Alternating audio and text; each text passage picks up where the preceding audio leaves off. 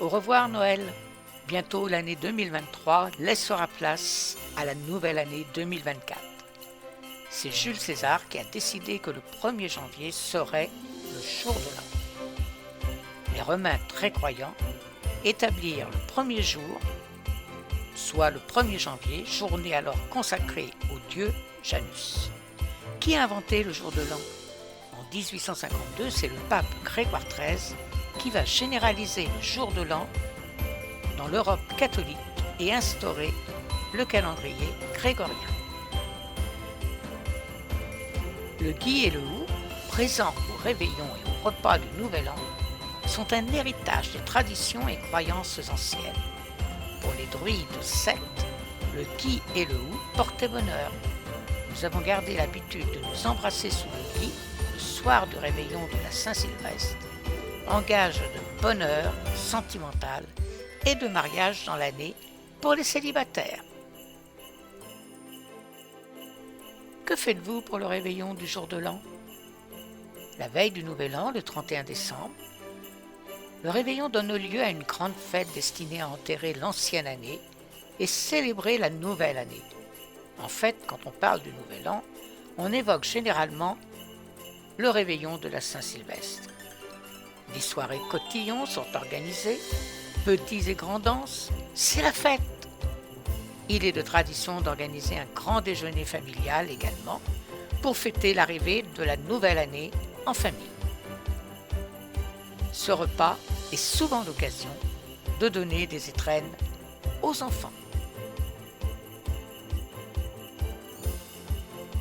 Et quelques jours après, la fête des rois mages, venus de l'Orient pour voir Jésus, dont la naissance leur aurait été annoncée par l'apparition d'une étoile de Bethléem. Cette fête latine célèbre la visite et l'adoration de l'enfant Jésus. La tradition a fait qu'ils sont habituellement appelés les trois rois mages et sont nommés respectivement Gaspard, Melchior et Balthazar. Vous connaissez la galette des rois? Vous aimez aussi? L'épiphanie est l'occasion de tirer les rois.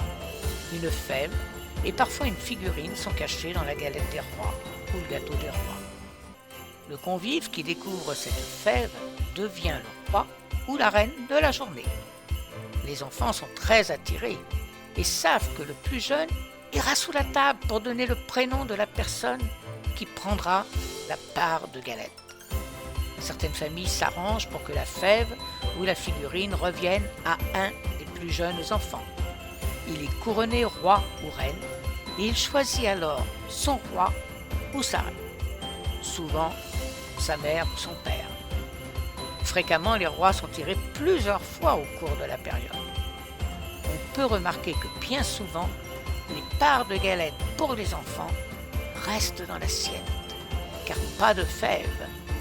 Les coquins.